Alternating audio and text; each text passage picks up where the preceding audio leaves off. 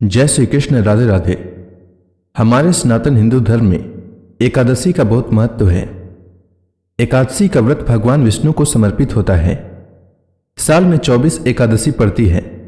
हर एकादशी का नाम और महत्व अलग होता है। कार्तिक मास के कृष्ण पक्ष की एकादशी को रमा एकादशी के नाम से जाना जाता है।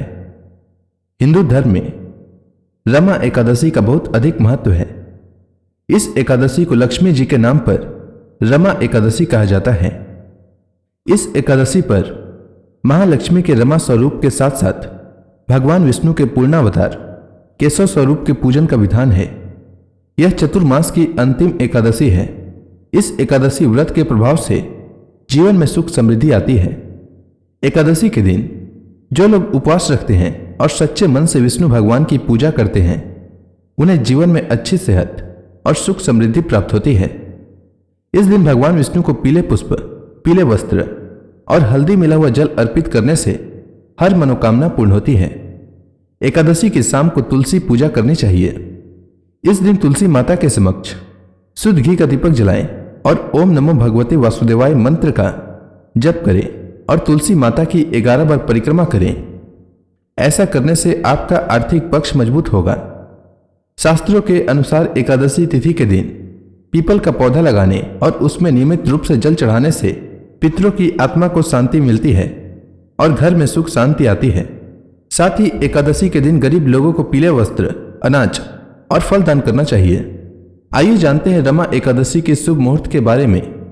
तो एकादशी तिथि का प्रारंभ 8 नवंबर को सुबह 8:23 से होगा और एकादशी तिथि का समापन 9 नवंबर को सुबह 10:41 तक होगा। रमा एकादशी का व्रत 9 नवंबर को रखा जाएगा और पारण अगले दिन 10 नवंबर को सूर्योदय के बाद किया जाएगा। 10 नवंबर को पारण का समय सुबह 6:39 से सुबह 8:50 तक रहेगा। अब आइए जानते हैं रमा एकादशी व्रत की पूजा विधि के बारे में। तो रमा एकादशी का व्रत 10वीं तिथि की शाम सूर्यास्त के बाद से शुरू हो जाता है और रमा एकादशी का व्रत 12वीं तिथि पर समाप्त होता है। 10वीं तिथि पर सूर्यास्त से पहले भोजन कर लें। इस दिन तामसिक भोजन से परहेज करें और सात्विक और हल्का आहार लें। एकादशी के दिन सुबह जल्दी उठकर स्नान करें और फिर व्रत का संकल्प लेते हुए कहना चाहिए कि हे जगत के पालनहार भगवान विष्णु, आज मैं एकादशी का व्रत रख रहा हूं। मेरा यह व्रत निर्विघ्न पूरा हो जाए, इसकी शक्ति प्रदान करने की कृपा करें। इसके बाद भगवान विष्णु के समक्ष दीप प्रज्वलित करें, गंगा जल से उनका अभिषेक करें, उन्हें तुलसी दल अर्पित करें और फल का भोग लगाएं और रमा एकादशी व्रत कथा का श्रवण करें और अंत में आरती करें।